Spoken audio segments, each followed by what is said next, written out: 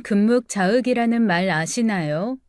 먹을 가까이 하다 보면 자신도 모르게 검어진다는 뜻으로 사람도 주위 환경에 따라 변할 수 있다는 것을 비유한 말이에요. 나쁜 환경에 지속적으로 노출이 된다면 자신도 모르게 그릇된 방향으로 나아가게 된다는 것이죠. 비슷한 말로는 까마귀 노는 곳에 백로야 가지 마라라는 말도 있습니다. 안녕하세요. 저는 현재 경기도 모 도시에서 평범하게 살고 있는 주부입니다. 아들 하나, 딸 하나 낳아 남편과 살고 있죠. 저는 처음 사연남녀에서 여러 사연들을 들었을 때 정말 저런 사람들이 있을까 싶었어요. 왜냐하면 제 주변에는 정말 평범한 사람들만 있었거든요. 저희 엄마도 사연 채널에 나오는 막장 시어머니와는 거리가 먼 사람이었고, 저희 오빠도 대놓고 바람을 피우고 다니는 사람과는 완전히 다른 부류의 사람이었죠. 그런데 제가 실제로 겪어보니 알겠더라고요.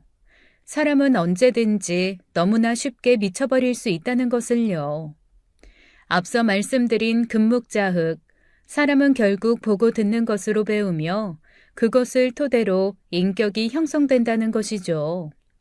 저는 그런 이유로 저를 지키기 위해 친정과 연을 끊었습니다. 제가 미쳐버리지 않기 위해서요. 당뇨와 대상포진으로 고생하며 남편도 없이 사는 친정엄마와도 암에 걸렸다가 간신히 완치하고 언제 다시 재발할까봐 겁에 질려 사는 하나뿐인 친오빠하고도요. 이런 제가 너무 냉정한 인간이라 생각이 되시나요?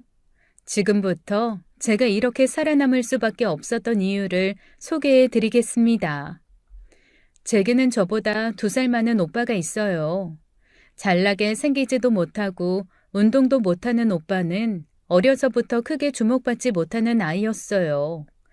다만 공부는 좀 잘했는데 반에서 늘 1, 2등 하는 아이들에게 밀려 그마저도 눈에 띄는 수준은 아니었습니다. 그냥저냥 평범한 학생이었는데 고등학교를 진학하며 오빠의 힘겨운 학창 시절이 시작되었죠. 키도 작고 몸도 작은 오빠는 당시 노는 무리들의 표적이 되곤 했어요. 지금 사회적으로 문제가 되는 왕따 문제처럼 심각하지는 않았지만 오빠 입장에서는 충분히 괴로운 학교 생활이었을 겁니다.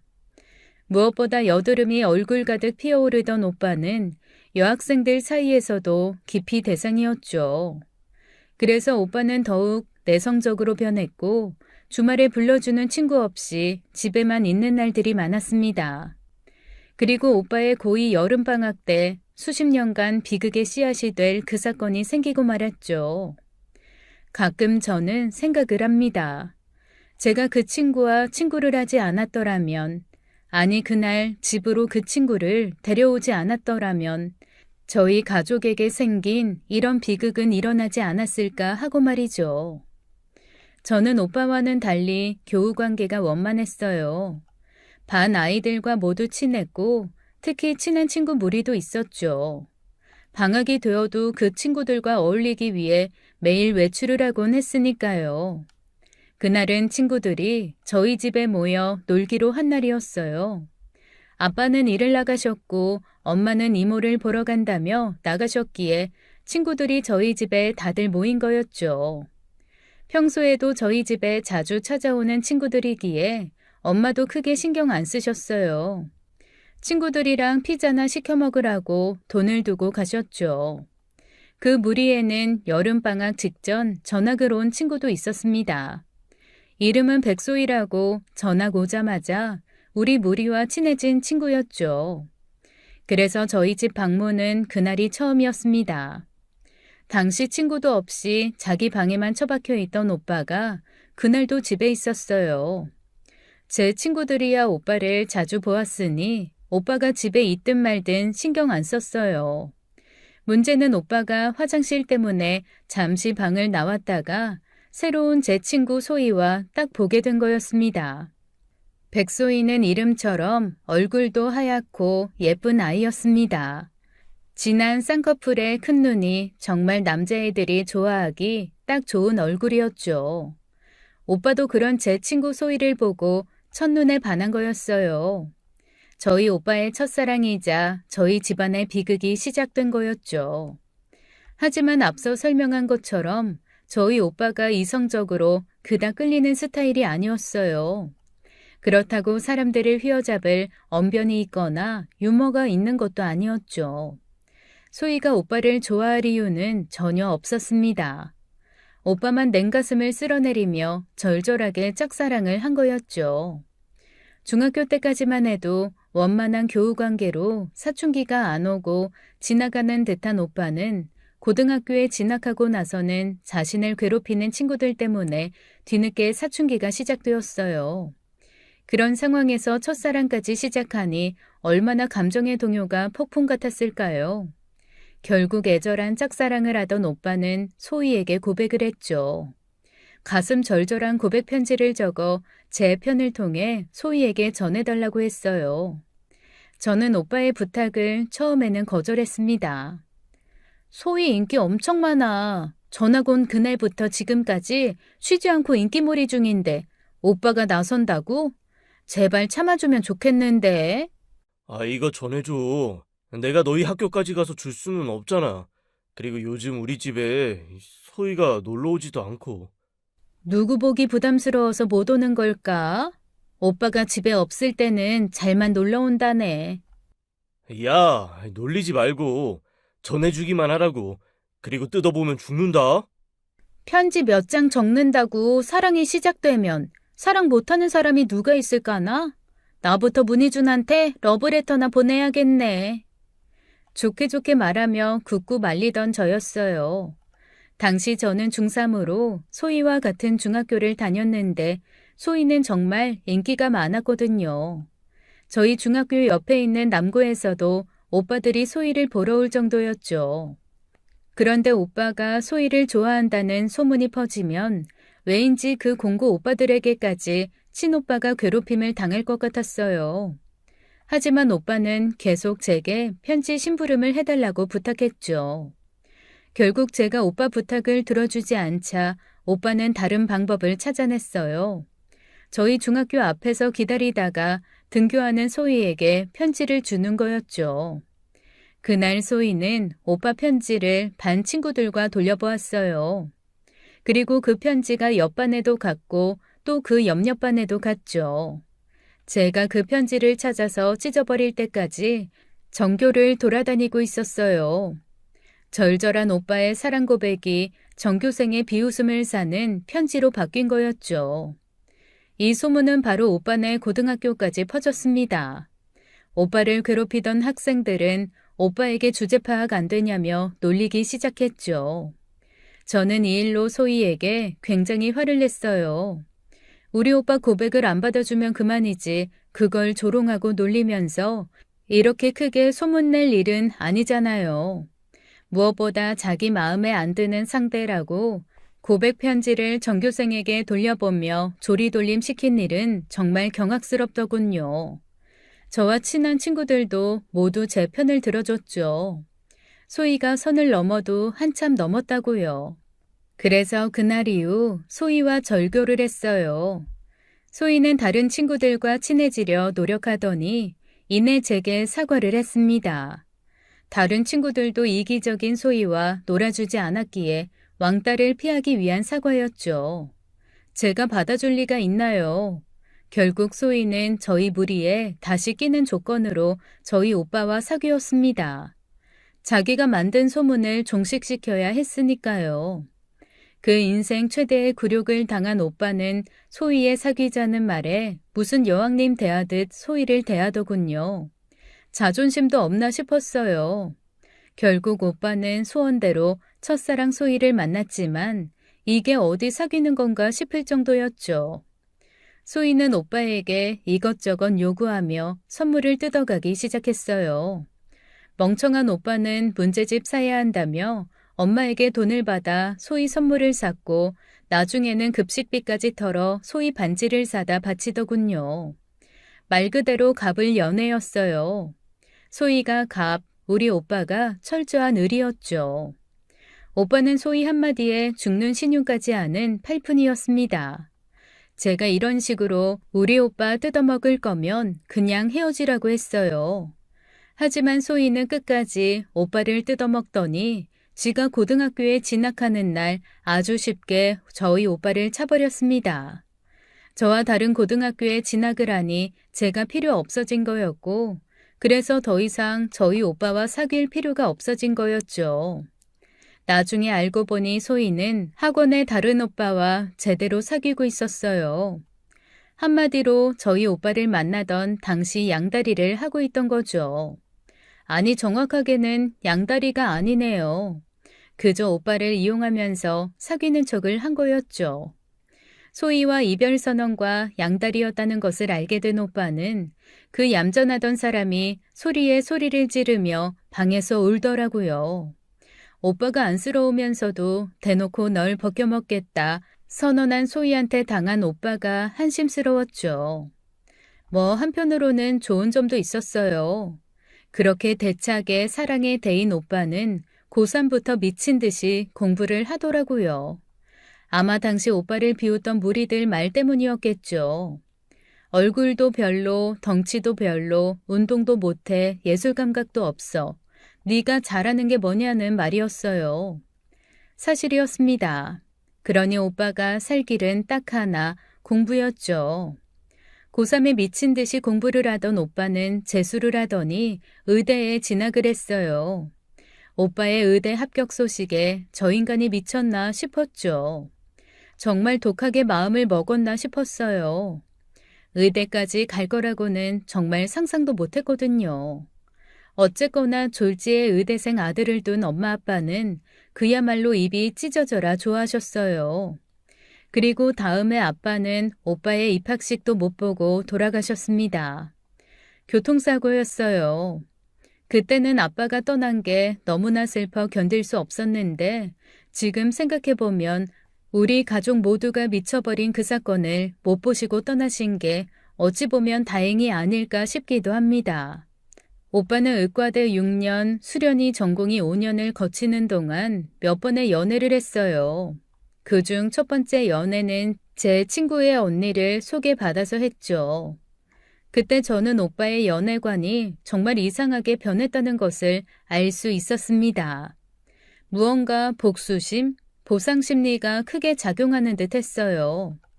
그리고 연애를 해도 길게 하지 못했죠. 첫 번째 연애는 고작 3개월 만에 끝났고 나중에 친구와 함께 놀다가 우연하게 만난 오빠와 사귀었던 언니는 저희 오빠를 사이코라고 비난하기에 이르렀어요. 네 오빠 잘 있어? 미친놈이 의사라니 세상 말세다. 그지?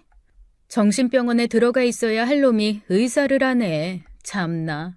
그저 서로 성격이 안 맞아 생긴 일이라고 생각했지만 이어서 생기는 사건들로 인해 저는 오빠가 좀 이상하다는 것을 알게 되었죠.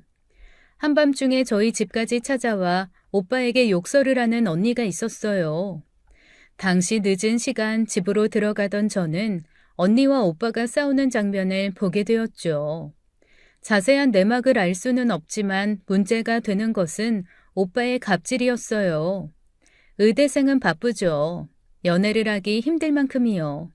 그래서 사귀는 언니가 오빠를 만나기 위해 오빠 편의를 봐주었어요. 오빠가 정하는 시간과 장소에 맞게 데이트를 하러 나왔다는 것이었죠. 그런데 오빠가 그럴 때마다 마치 일부러 그러는 듯 약속을 펑크냈다는 것이었어요. 오빠가 바빠서 그런 것일까 생각하다가도 한두 번이 아니라는 말에 오빠를 이상하게 생각하게 되었죠. 또 한 번은 오빠 여자친구의 친오빠가 저희 오빠를 찾아온 적이 있었습니다. 오빠가 그 여자분과 잠자리만 하고 연락을 끊었다는 것이었어요. 잠자리 전에는 사탕발림으로 그렇게 잘해주더니 막상 잠자리를 한번 가지니 오빠가 그 다음부터 연락을 차단했다는 것이었죠. 아무리 남녀관계의 일은 아무도 모르는 거라지만 이런 예의 없는 행동이 어디 있냐며 따지러 온 오빠 여자친구의 친오빠에게 저희 오빠가 비아냥거리면서 이죽거린 거였죠. 그런 못생긴 여자 사귄 게 아니라 하룻밤 자는 원나잇이었다고요. 그 말에 격분한 여자친구의 친오빠가 주먹을 휘둘러 한바탕 주먹 다짐을 하는 일까지 생겼습니다. 경찰까지 와서는 일이 커지는 듯 했지만 의대생인 오빠에게 문제가 생길까봐 저희 부모님이 100배 사죄를 해서 일을 무마시킨 적도 있었어요. 싸움 이야기가 나와서 하는 말인데 앞서 말씀드린 것처럼 오빠는 키도 작고 몸도 왜소해요. 그럼 저 주먹 다짐에서 오빠는 맞기만 했을까요? 아니요. 자기보다 10cm가 넘게 큰 여자친구의 친오빠를 저희 오빠가 일방적으로 때렸습니다. 오빠는 대학 입학할 즈음 격투기도 배웠어요. 고등학교 동창들을 만나면 가만두지 않겠다면서요. 그때 제대로 눈치를 챘어야 했었죠.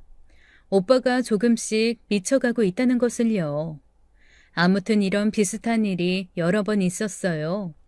모두 오빠의 갑질 연애에 비롯한 문제였습니다.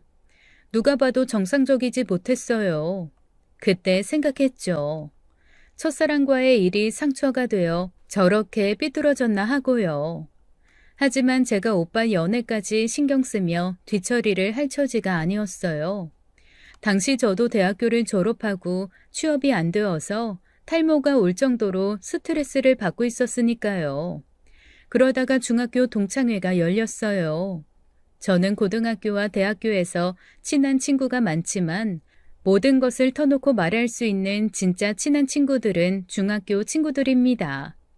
중학교 때부터 지금까지 친구 관계를 유지하고 있는 아이들이었죠. 오랜만에 중학교 동창회가 있다는 말에 당시 취업 문제로 받고 있던 스트레스를 풀고자 동창회에 나갔어요. 자주 못 보는 동창들도 그 자리에 나왔고 저는 평소 친하게 지내던 친구 무리와 자리를 잡았죠. 이런저런 사는 이야기를 하며 맥주를 홀짝이는데 술집 문이 열리며 누군가 들어오더라고요. 한눈에 누군지 알 수 있었어요. 제 오빠의 첫사랑 백소희였죠. 세월이 지나 이제는 예쁜 아가씨가 되어 있더라고요. 오빠와의 지난 일 때문에 앙금이 남아있던 저는 그저 예의상 가볍게 인사만 했습니다. 그다지 말을 섞고 싶지는 않았어요. 백소희 저것이 저희 오빠에게 무슨 만행을 저질렀는데요. 그런데 소희는 그 모든 것을 잊기라도 한 듯 반갑게 제게 인사를 하고는 제 친구들 무리가 있는 테이블에 자리를 하더군요. 너무 뻔뻔하게 반가워하니 제 친구들도 당황해하며 인사를 받았어요. 저도 그랬고요. 예의상 그동안 어떻게 지냈냐부터 시작해 몇 가지 질문이 오고 갔어요. 알고 보니 소희는 고2 때 가족들과 함께 이민을 갔더라고요. 한국으로 다시 돌아온 것은 1년 전이라고 했습니다. 그래서 동창회에 오고 싶었는데 그동안 못 온 거라고 했어요. 동창회가 끝나고 다시 집으로 왔어요. 백소희가 이제 한국에 자리 잡고 계속 한국에서 산다는 말이 조금 걱정이 되더라고요. 혹시나 오빠를 마주칠까 봐요. 오빠에게는 소희 소식을 전하지 않았습니다. 오빠의 지난 상처와 트라우마를 굳이 끄집어내고 싶진 않았죠. 그리고 소희의 일은 까맣게 잊을 쯤이었어요. 동창회 후 한 달 정도 지났을 때 엄마 심부름으로 오빠가 지내는 오피스텔에 갔죠. 당시 오빠는 전공의 과정 막바지에 있었는데 대학병원 근처 오피스텔에서 혼자 지내고 있었어요. 거의 병원에서 살다시피 하니 오빠 자취방은 짐도 별로 없더라고요. 냉장고를 열어보니 생수와 맥주 그리고 단무지만 있더군요. 이날 걱정한 엄마가 제게 반찬 심부름을 시킨 거였어요. 근처 마트에서 햇반도 사서 채워두었죠. 밥이나 잘 먹으면서 일하라고요. 그렇게 정리를 하고 오피스텔에서 나오는데 오피스텔 엘리베이터가 제 앞에 딱 서더니 문이 열렸어요. 그리고 그곳에서 나오는 사람의 얼굴을 보고 기겁을 했습니다. 소희였어요. 어머 깜짝이야. 네가 여기 왜? 소희가 저희 오빠가 사는 오피스텔 층 엘리베이터에서 내리더군요. 어머 미주야, 여기서 만나네. 나 사실 너희 오빠 다시 만나. 밤에 오빠가 집에 온다고 해서 미리 온 거야. 맛있는 식사 챙겨주려고. 오빠를 다시 만난다고요? 당시 너무 당황해서 말이 제대로 나오지 않았습니다. 할 말은 많은데 머릿속에 인지 부조화가 생기는지 한국말이 안 나오더라고요. 아니 어쩌다가 이 둘이 다시 만나나 싶었죠. 그 순간 딱 드는 생각은 이거였어요. 뭐야, 우리 오빠 의사 되니까 다시 들러붙는 거야? 그렇게 버릴 땐 언제고 이제 다시 만난다고? 이거 제대로 미친 애 아니야? 소희 손에는 장바구니가 들려 있었고 음식 재료들이 들어 있었죠. 어영부영 그 자리를 벗어났어요. 오빠에게 바로 연락을 했죠. 백소희 만나냐고요. 오빠한테 아주 짧은 단답 문자가 왔어요. 그렇다고요. 황당해서 말도 안 나왔습니다. 오빠는 그날 이후로 엄청 빠른 속도로 충격 소식을 연달아 내놓더라고요. 제가 오빠 오피스텔에서 소희를 본 그 다음 주에 오빠가 엄마에게 상견례를 진행한다고 갑자기 통보를 했어요. 엄마도 오빠의 말에 저처럼 당황했죠. 한동안 연애하는 모습을 안 보이던 오빠였거든요. 정신을 차린 엄마가 결혼 상대에 대해 묻자 오빠는 그저 제 중학교 친구였다고 말했습니다. 그 순간 엄마의 시선이 저를 향했죠. 어서 어떤 여자인지 모든 것을 요목조목 토해내라는 듯한 눈빛에 저는 소희에 대해 설명을 해줬어요. 공부도 적당히 잘했고 얼굴이 예뻐서 학교에서 인기가 많았다. 고2 때 캐나다로 이민을 가서 얼마 전에 한국으로 돌아왔다고요. 그 이상은 모르겠다고 말했어요. 사실이었죠. 최근 소희가 어찌 사는지 아는 건 없었어요. 오빠의 첫사랑이었고 그 때문에 엄마가 매일 울고 아빠가 오빠 뺨을 때릴 정도의 사춘기를 심하게 겪게 만든 장본인이라는 말은 참아 못했습니다. 그렇게 갑작스러운 결혼 일정이 진행되었어요. 오빠가 말한 다음 날 소희가 저희 집에 인사를 오더니 이어서 그 다음 주에 상견례를 진행했습니다. 너무 빠른 결혼 진행에 제가 다 정신이 없었어요. 이게 맞나 싶었지만 오빠는 싱글벙글하니 좋아하더군요.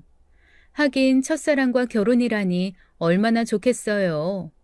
다만 그 첫사랑에게 처절하게 당했던 기억이 오빠 머리에는 안 들어있나 싶었죠. 의사식이나 된 오빠가 머리가 나쁠 리는 없었습니다.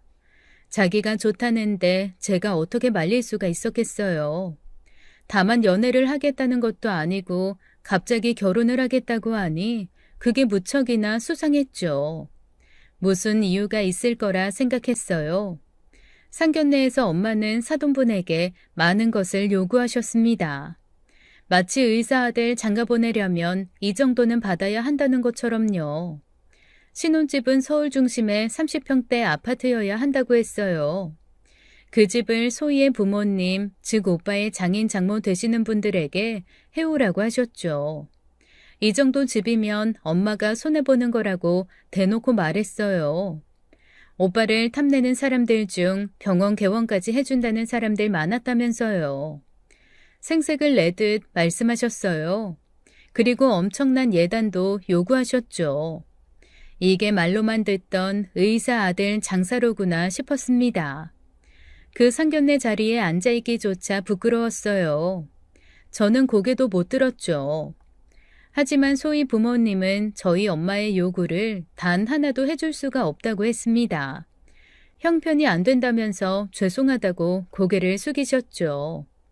소희 집은 중학교 때까지만 해도 엄청 잘 산다는 소문이 자자했었어요. 그러니 이민까지 갈 수 있었겠죠.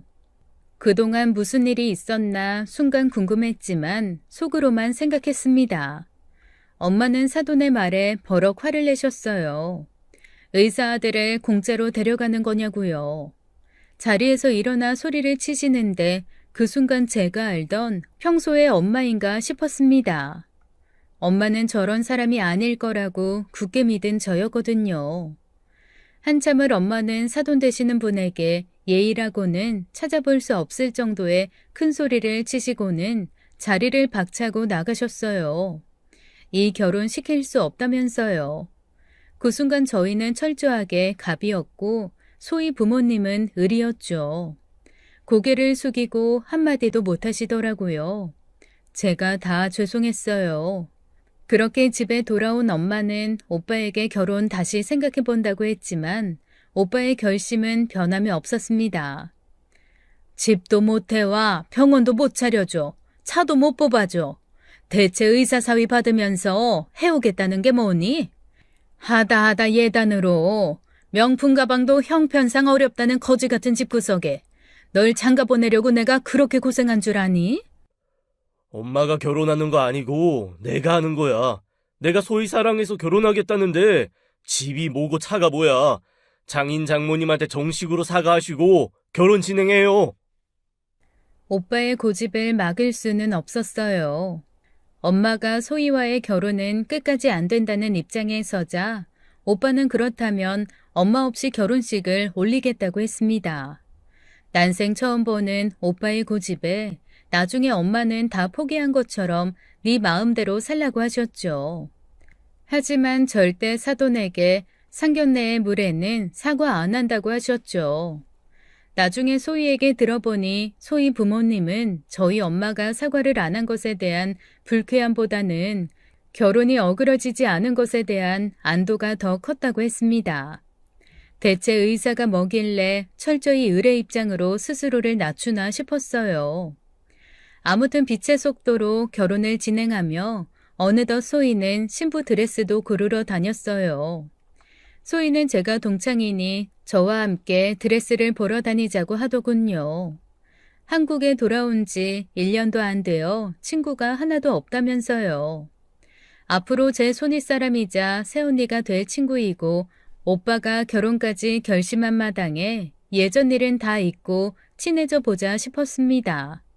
그래서 흔쾌히 소희와 함께 드레스를 보러 다녔죠. 그런데 소희가 좀 이상했어요. 얘가 꽤나 말라서 날씬했거든요. 모델들처럼요. 그런데 은근히 똥배가 많이 나와 있더라고요. 매일 야식으로 단련한 저보다 배가 많이 나와 보였죠. 소희도 제가 자신의 배를 유심히 보자 웃으며 말하는데 저는 그 말에 경악을 했습니다. 티 많이 나? 임신 3개월이야. 그래서 결혼도 좀 서둘렀어. 뭐? 임신? 너 속도 위반이니? 충격이었습니다. 어쩐지 그래서 그랬구나 싶었죠. 결혼을 서두르는 이유가 이것이었어요. 늑대 같은 오빠놈 욕을 속으로 한 사발 해주고는 소희에게 축하한다고 간신히 인사를 건넸죠. 그렇게 소희 드레스를 같이 보러 다니다가 그 다음 주 오빠 오피스텔에 또 갈 일이 생겼습니다. 이전에 오빠에게 가져다 준 반찬통도 회수하고 새로운 반찬도 챙겨 넣어주기 위해 엄마의 엄명을 받아 오빠 오피스텔을 찾았죠. 냉장고에 반찬을 넣어두고 집을 나서려는데 소파에 명품 가방이 있었어요. 저번에도 본 적이 있는 가방이었죠. 오빠가 소희에게 사준 가방이었어요. 아마도 소희가 오빠 오피스텔에 놀러 왔다가 깜빡하고 두고 간 것이었겠죠. 가방을 슬쩍 들어보며 저한테 대보았습니다. 개집애, 이제 의사 사모님 되면 이런 가방 원하는 만큼 사서 들고 다니겠지? 좋겠네, 좋겠어. 오빠가 결혼에 성공한 걸까? 아니면 그 여우 같은 계집애가 성공한 걸까? 거울을 보며 가방을 대보는데 가방이 안 잠겨 있더라고요. 그만 가방이 기울면서 안에 있던 물건들이 쏟아졌죠. 저는 급히 물건들을 챙겨 소희 가방에 넣는데 그때 소희의 산모 수첩이 보였습니다. 수첩 사이로 아이 초음파 사진이 살짝 삐져나왔죠. 저는 조카가 어찌 생겼나 궁금해서 수첩을 열어서 안을 보았어요. 이야, 진짜 콩알만하구만. 오빠는 좋겠어요. 나도 좋겠어요. 조카가 다 생기고. 그러다 순간 이상한 걸 발견했죠. 소희가 한국에서 오빠를 다시 만난 건 5월이라고 했어요. 짧은 연애를 하다가 아이가 생겨 급하게 결혼을 추진하는 거라고 했죠. 이때가 9월이었으니 오빠를 만난 지 4개월이 된 거였어요. 만나자마자 관계를 가져 임신을 했다면 소위 말대로 아이가 4개월이 된 것이 맞았죠.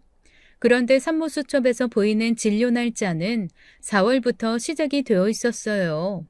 아이 주수도 4월부터가 맞았고요. 그러니까 소희는 오빠를 만난 5월 이전인 4월부터 임신을 한 것이었어요. 어쩐지 4개월 치곤 배가 많이 나왔다 싶었죠. 오빠에게 확인을 해야 했어요. 여러 번 전화를 했지만 오빠가 바쁜지 통화가 안 되더라고요. 그러다가 저녁쯤 간신히 연결이 되었죠. 왜? 바빠. 들어봐. 오빠가 소희 만난 게 몇 월이야? 왜? 나 바쁘다고. 그런 쓰잘데기 없는. 아, 말해보라고 이 등신아. 제가 속이 터져 소리를 치고 말았어요. 또 오빠놈이 소희에게 속아 뒤통수를 맞는 것 같았어요. 누가 보더라도 다른 사람 아이 임신하고는 의사 오빠와 갈아타기 결혼을 하려는 것처럼 보였거든요. 왜 갑자기 승질이야? 5월에 만났다고. 어린이날 지나서 병원에서 만났다고 저번에 말했잖아. 확실해? 확실히 5월이야? 바쁜 사람 붙들고 장난하냐? 5월이라고 몇 번을 말해. 오빠가 또 속은 거였어요. 소희를 5월에 만난 오빠가 무슨 기적으로 4월부터 임신을 시키나요? 이 요망한 계집애가 또 오빠를 가지고 노는 것이었죠. 저는 오빠에게 충격적인 소식이 있다고 말하곤 병원 앞으로 나와달라고 했어요. 오빠가 투덜거리거나 말거나 무조건 나오라고 했어요. 그리고 병원으로 달려갔습니다. 한시가 급했어요. 병원에 도착하고 한참을 기다리니 오빠가 병원 로비로 나왔습니다. 저를 보자마자 한 소리 하려고 하길래 바로 본론을 이야기했죠. 소위 산모수첩을 들이밀면서요. 자, 눈이 있으면 봐. 소희가 임신을 한 게 4월부터야. 오빠 소희 5월에 만났다면서. 그런데 어떻게 오빠 아이를 임신하냐고. 제 말에 오빠는 저를 가만히 바라보더라고요. 내 아이라고 말한 적 없어. 어? 무슨 소리야? 연애하다가 아이 생겨서 급하게 결혼하는 거잖아. 아니야? 오빠 아이가 아니라고? 그래. 그럼 누구애야? 아니, 그럼 오빠가 왜 소희랑 결혼을 해? 오빠가 소희를 다시 만난 건 5월이었어요.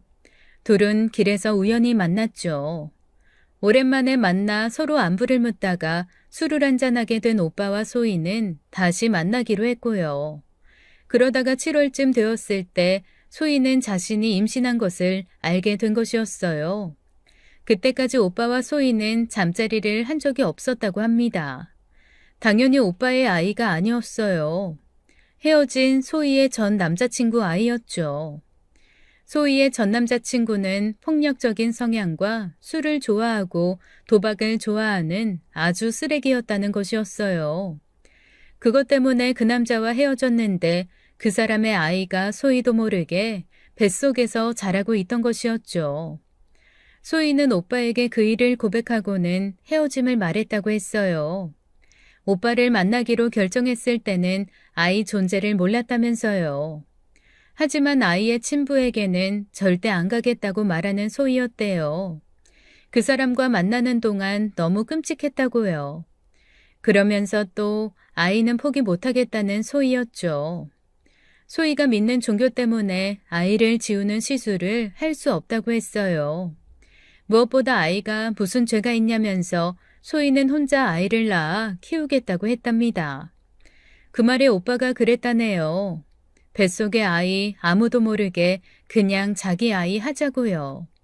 오빠 아이라고 사람들에게 소개하고 자기와 결혼하자고 소희에게 프로포즈를 했다고 했습니다. 그 부분에서 저도 모르게 소리를 질렀어요. 이건 호구가 아니라 등신 중에 상등신이었죠. 이렇게 자청해서 지 인생 지가 꼬는 인간이 어디 있을까요? 전 남자친구와의 아이를 가지고 저희 오빠와 결혼한다고요. 제 눈에 흙이 들어가기 전에는 안 된다고 했죠. 하지만 오빠는 제 말에 콧방귀를 끼더라고요. 제 동의 필요 없다면서요. 그래서 이번에는 엄마를 등에 업었어요. 소희하고 결혼 파토 안 내면 엄마한테 다 불겠다고요. 오빠는 그래도 상관없다고 하더군요. 자기 결심 안 흔들린다고요. 자기는 소희가 첫사랑이기에 어떤 일이든 다 감수할 수 있다나요?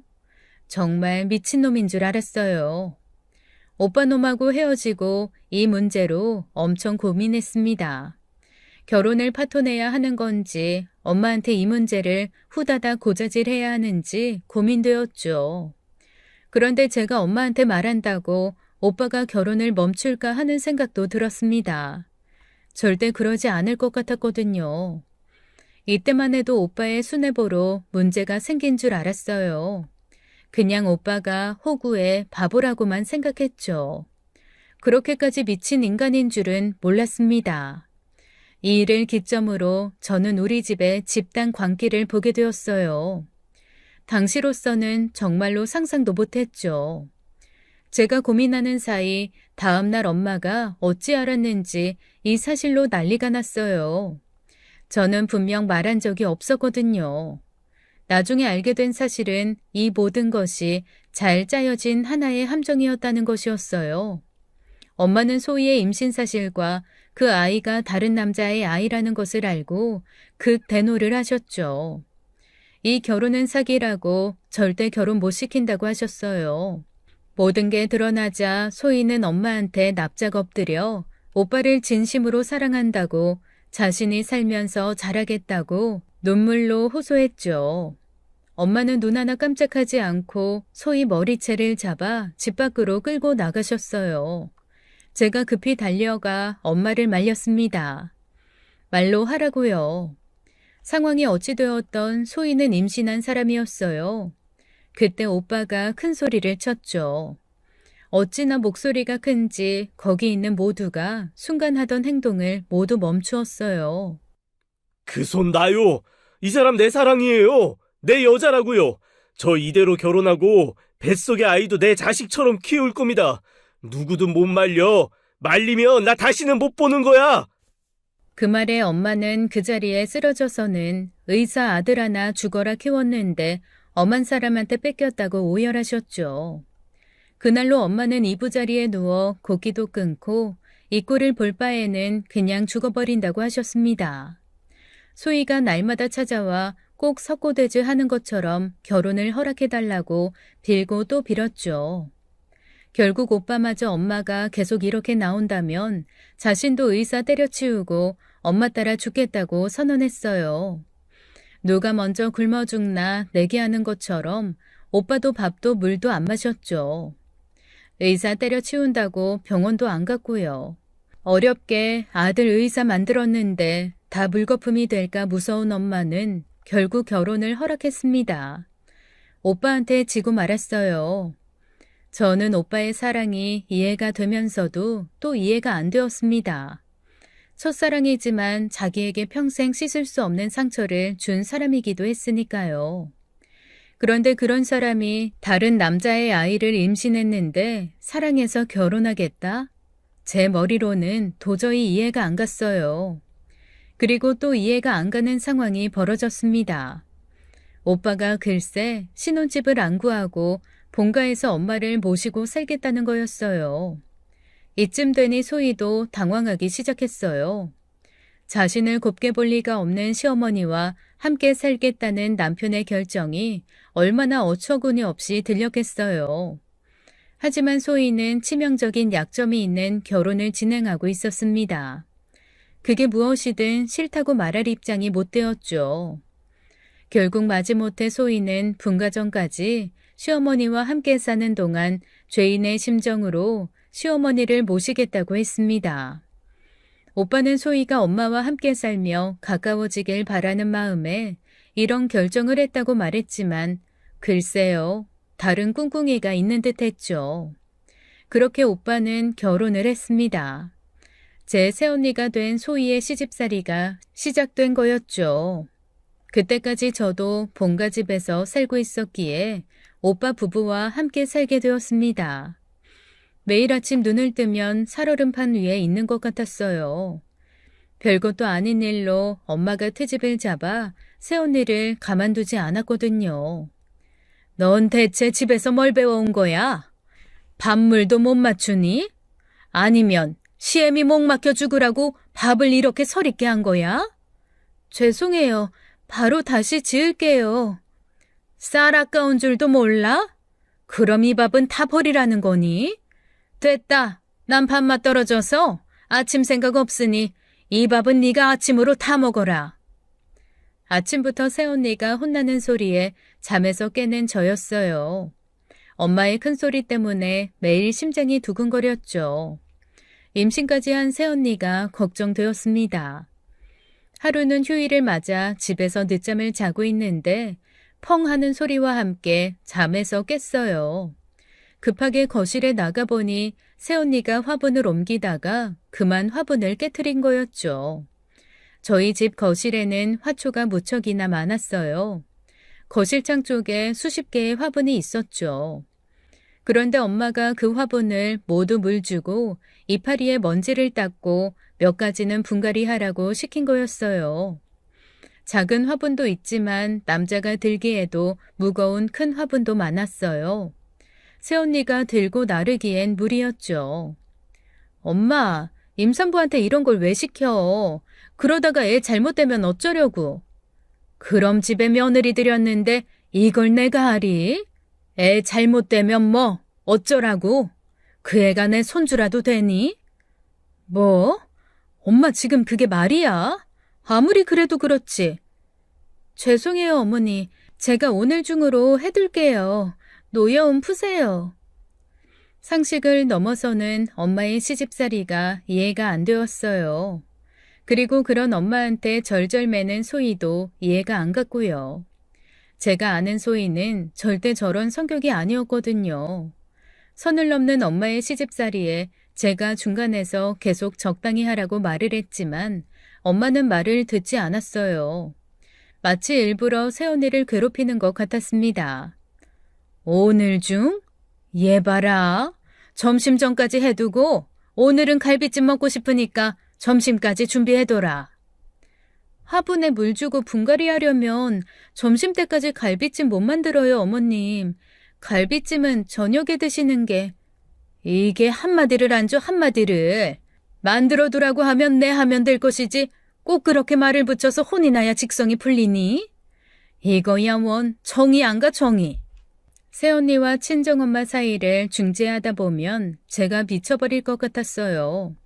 하지만 오빠는 언제나 새언니를 괴롭히는 엄마를 지켜볼 뿐이었습니다. 나중에는 아침 일찍 일어나 엄마한테 새언니가 필요한 일이 있다고 말하고는 새언니를 데리고 그냥 집을 나와버렸죠. 집에 있으면 새언니가 끊임없이 일을 해야 했으니까요. 그쯤엔 새언니도 만삭의 임산부였어요. 그래서 잘못될까봐 걱정도 많이 되었고요. 그러던 어느 날 회사 일로 오빠 병원 앞을 지나게 되었습니다. 때마침 점심시간이라 오빠한테 연락을 했어요. 혹시 시간 되면 병원 식당에서 같이 밥이라도 먹으려고요. 그런데 전화를 안 받기에 그저 바쁜가 보다 하고 저 혼자 근처 식당으로 갔죠. 그리고 식당을 가는 길 카페에서 오빠를 봤어요. 새언니가 아닌 다른 젊은 여자와 즐겁게 커피를 마시고 있었습니다. 그 여자는 오빠와 마주보고 앉아있는 게 아니라 오빠 옆에 앉아서는 오빠 어깨에 기대고 있었죠. 서로 뭐가 그리 즐거운지 연신 웃으며 대화를 하더라고요. 딱 봐도 보통 사이가 넘어 보였어요. 다름 아닌 오빠가 외도를 하는 게 분명해 보였습니다. 하지만 이해가 안 되었죠.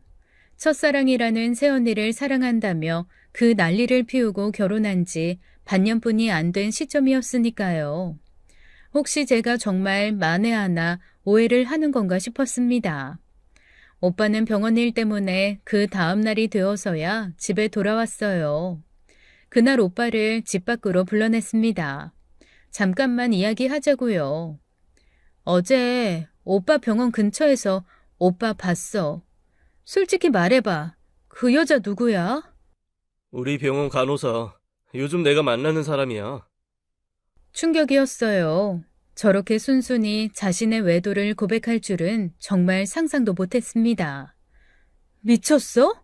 새언니는 지금 집에서 엄마한테 당하면서 사는데 어떻게 오빠가 새언니를 두고 바람을 피워? 새언니 너무 사랑한다며. 그래서 결혼한 거 아니었어? 사랑해. 사랑하고 있다고. 그리고 소희도 이미 다 알아. 뭐라고? 새언니가 오빠의 바람을 알고도 묵인해주고 있다는 말에는 오빠 말을 믿을 수가 없었어요. 자기 남편이 외도를 하는데 괜찮다고 해주는 아내가 세상 천지에 어디 있나요? 그러면서 자신은 시댁에서 지옥 같은 시집살이를 하고 있다고요. 이게 말이나 될 법한 이야기인가요? 오빠가 거짓말을 하는 게 확실하다 생각된 저는 새언니에게 이 모든 사실을 말하겠다고 했습니다. 그러자 오빠는 얼마든지 그러라고 웃으며 말하더군요. 그 표정을 보는데 제가 알던 오빠가 맞나 싶었어요.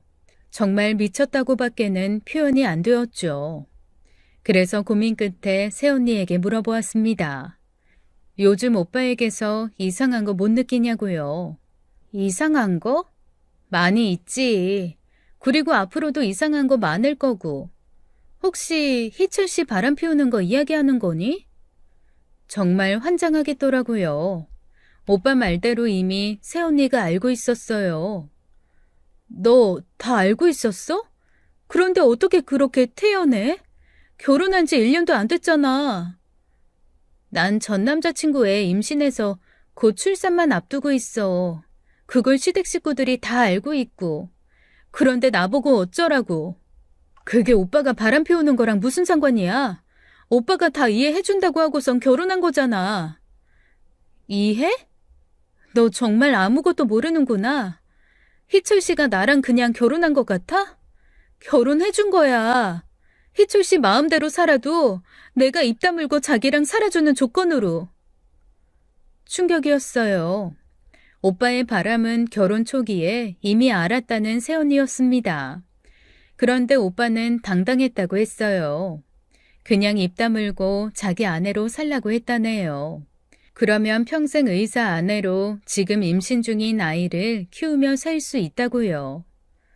내가 뭘 어떻게 해. 우리 엄마 아빠는 완전히 망해서 가진 거 빚뿐이야. 지금도 단칸방에서 둘이서 매일 죽어라 일하면서 빚 갚고 있다고. 거지 돼서 길바닥에서 죽게 생겼는데 그런데 옛날에 날 그렇게 좋아하던 애가 나타나더니 자기 좀 만나달라고 하더라? 자기 의사 됐다고. 웬 떡인가 싶었지.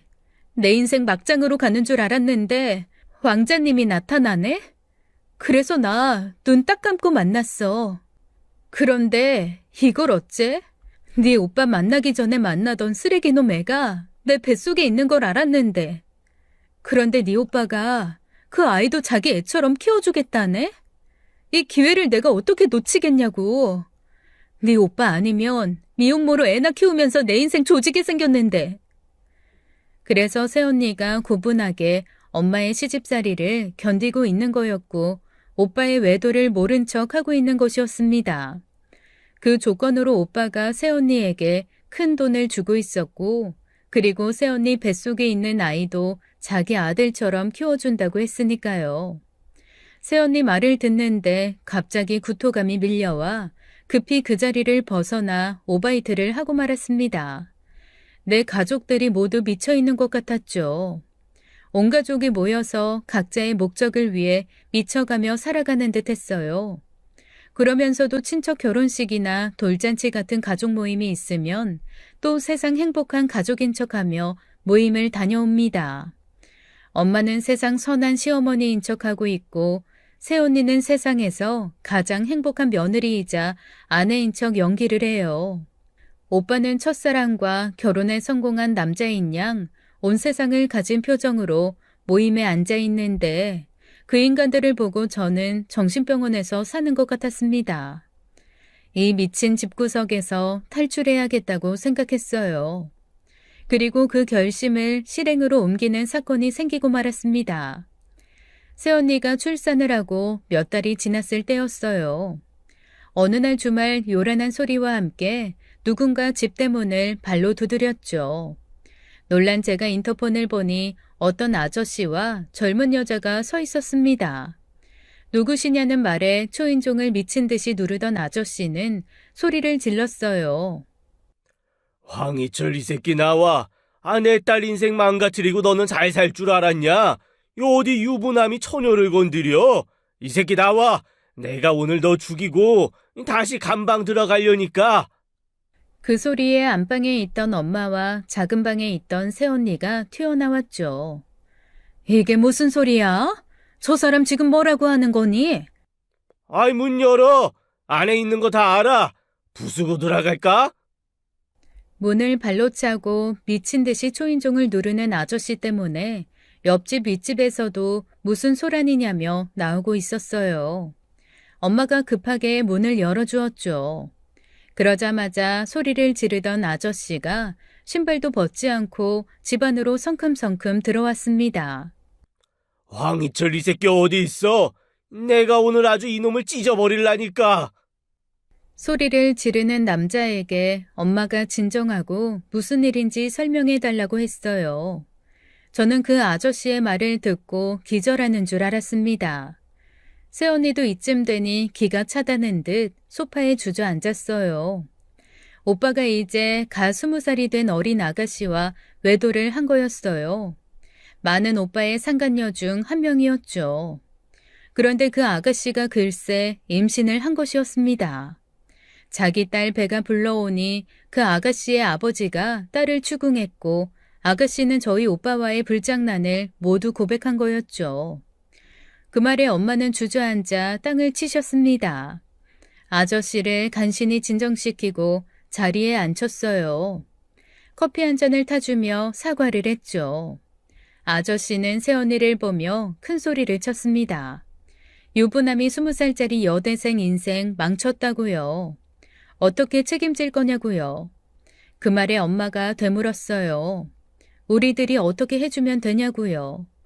엄마가 합의를 하겠다는 의사를 보이자 조금 누그러지는 아저씨였습니다. 결국 아저씨는 찾아온 자신의 목적을 이야기하더군요. 현금 1억에 합의하자는 아저씨 말에 엄마는 그러겠다고 했습니다. 이 일이 커져서 소문이 나는 걸 막고자 급하게 아저씨가 원하는 걸 해주는 눈치였죠. 1억에 합의를 하겠다고 하니 아저씨는 엄마에게 아들 관리 잘하라고 말하곤 집을 떠났죠. 그날리가 나고 저는 오빠에게 바로 전화를 했지만 받지 않았어요. 그리고 오빠는 아무 일 없었다는 듯 그날 늦게 집으로 왔습니다. 아주 태평스럽고 여유롭게요. 오빠가 집으로 들어오자마자 새언니가 결혼하고 처음으로 오빠에게 화를 냈어요. 오늘 있었던 일을 이야기하며 네가 사람이냐고 따졌죠. 그래서 왜 이혼이라도 하시게? 그래 이혼하자. 그럼 저 방 안에서 울고 있는 네 애도 데리고 나가. 참, 친자 검사까지 하고 나가라. 친자 검사 결과지로 법원에서 누가 외도를 한 건지 판단해 주겠지. 너 정말 개쓰레기구나. 이제는 새언니의 아이를 인질처럼 쓰는 오빠였어요. 그 모습에 조금 남아있던 가족으로서의 정도 완전히 사라지고 말았죠. 다음날 저는 집에서 먼 부동산 중개소를 찾아가 자취방을 구했습니다. 이제는 친정집에 남아있으면 저도 미쳐버릴 것 같았어요. 그리고 그날 집으로 들어온 저는 더욱 충격적인 이야기를 들었습니다. 새언니는 아이를 집에 두고 밖에 나갔더군요. 저라도 집에 있기 싫었을 거예요. 그런데 새언니가 집에 없자 엄마와 오빠가 나누는 대화가 정말 인간이 맞나 싶은 대화였습니다. 어차피 새언니와의 사이에서 오빠 핏줄을 기대하긴 어렵다는 이야기였죠. 새언니가 오빠와 아이를 가지려 하지 않으니까요. 그럼 기왕 이렇게 된 거 새언니와 이혼을 하고 오빠 아이를 가진 20살짜리 어린 내연녀와 재혼을 하라는 엄마의 이야기였습니다. 하지만 오빠는 그건 싫다고 했어요. 새언니와 이혼할 수 없다고요. 그 말을 들은 저는 오빠를 데리고 나와 집 근처 호프집으로 갔습니다. 그리고 오빠에게 말했죠. 새언니와 그냥 이혼하라고요. 대체 왜 이런 비정상적인 모습으로 사냐고 오빠에게 따졌어요. 그러자 오빠의 대답이 정말 소름 돋도록 무서웠어요. 복수야. 나도 똑같이 당했잖아. 나랑 사귀는 동안 양다리였고 내가 그 일진 놈들한테 괴롭힘 당하게 뒤에서 헛소문 퍼뜨리고 다녔었지. 기억 안 나? 설마 지금 고등학생 때 이야기하는 거야? 오빠가 새언니와 결혼한 것은 철저하게 계획한 거였어요. 의사가 된 이후 새언니를 다시 만난 그 순간부터요. 고등학생 때 자신이 당했던 모든 것을 그대로 새언니에게 갚아주려 했었나 봐요. 의사가 된 자신에게 호감을 보이는 새언니에게 오빠는 다가갔고 새언니 집안이 쫄딱 망한 것을 알게 된 거죠. 처음에는 그런 새언니와 연애를 하며 복수를 하려 했지만 도중에 새언니가 전 남자친구의 아이를 임신한 걸 알게 된 것이었죠. 그리고 새언니가 종교상의 이유로 아이를 지울 수 없다는 것도 알았고요. 그걸 알게 된 오빠가 새언니와 결혼한 거였어요. 마치 순수한 사랑인 것처럼 포장을 했어요. 결혼해서 죽도록 새언니를 괴롭히며 복수를 하려 했던 거였어요. 일부러 바람도 피우면서요. 자신이 무슨 짓을 해도 새언니는 자신을 떠나지 못할 것을 알 테니까요. 그때 알았어요. 새언니가 다른 남자의 아이를 임신한 것을 저와 엄마가 알게 된 것도 모두 오빠가 파둔 함정이라는 것을요. 제가 그날 산모수첩을 발견한 것도 우연이 아니었습니다. 오빠가 제가 오피스텔에 찾아올 것을 알고 제가 볼 수 있도록 한 거였죠.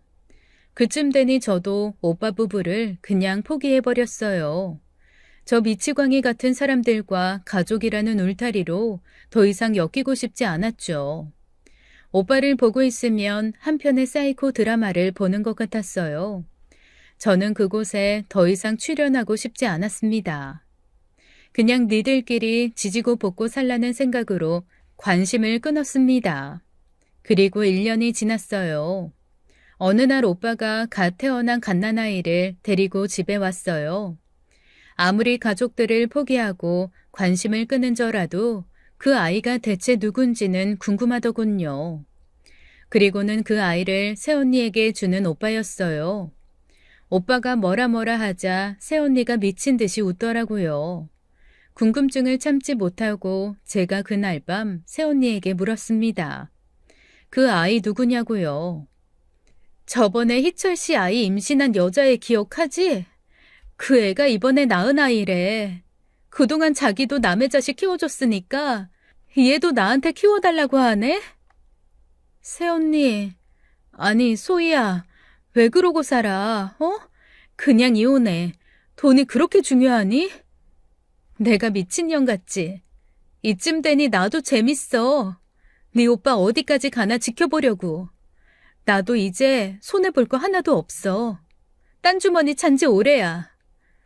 자기 내연녀에게 돈을 주고 아이를 낳아달라고 했나 봅니다.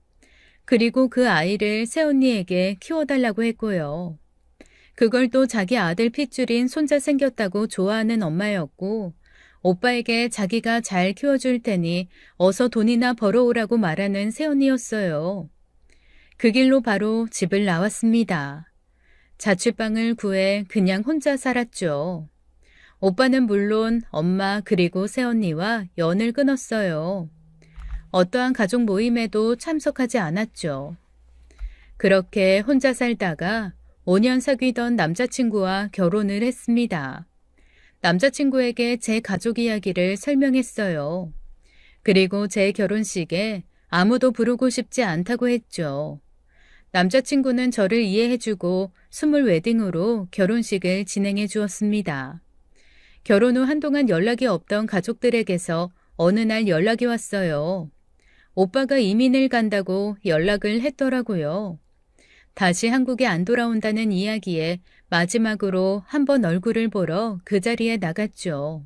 이제는 훌쩍 커버린 새언니의 아이와 오빠가 밖에서 데리고 온 아이, 그렇게 네 가족이 저를 보러 나왔더군요. 저는 잘 가라고 짧게 말해줬어요. 당신들 나름의 방식으로 그곳에서 잘 살라고요. 하지만 오빠는 이민을 가지 못했습니다. 그쯤 암을 발견했거든요. 암 치료를 하는 동안 오빠는 병원도 그만두었어요. 그러자 이제는 새언니가 오빠에게 복수를 하는 것처럼 어느 날 아이들을 모두 데리고 사라져버렸죠. 병원에 입원해 있는 오빠에게 찾아간 적이 있었어요. 소희한테 연락 없니? 새언니가 나한테 왜 연락을 하겠어. 나 이대로 죽을지도 모르는데, 어떻게 그렇게 애들을 데리고 도망을 가지? 오빠가 결혼하고 새언니한테 했던 행동을 생각해봐. 아마 다시 안 돌아오겠지. 내가 얼마나 사랑했는데. 복수를 한 것도 사실이지만 새언니를 사랑한 것도 사실이었다고 말하는 오빠였어요. 저는 그때쯤에는 오빠를 이해하는 것을 포기했기에 어떠한 대답도 하지 않았습니다. 나중에 들으니 오빠는 암 치료를 잘 마쳤다고 했어요. 다만 의사로 다시 복귀하지는 못했죠. 건강 때문이라기보다는 도망가 버린 새언니를 찾느라고요. 지금은 완전히 폐인이 되어 고시원 단칸방에서 살고 있는 오빠입니다. 엄마도 그쯤 당뇨가 악화되어 실명 위기까지 갔다고 전해 들었어요. 한쪽 발은 합병증으로 잘났고요. 그리고 최근에는 대상포진으로 고생을 하고 있다고 했습니다. 그런데 한 번도 찾아가지 않았어요. 저는 절대 엄마와 오빠를 다시 찾지 않아요. 다시 그들을 찾았다가 제 남편과 아이들도 그 광기에 물들까 봐요. 그들의 광기에서 저를 지키고 제 가족을 지키기 위해서 저는 친정 식구들과 연을 끊었습니다. 지금까지 사연 읽어주는 남녀였습니다. 끝까지 시청해주신 여러분 감사드리며 저희는 다음 사연으로 돌아올게요. 감사합니다.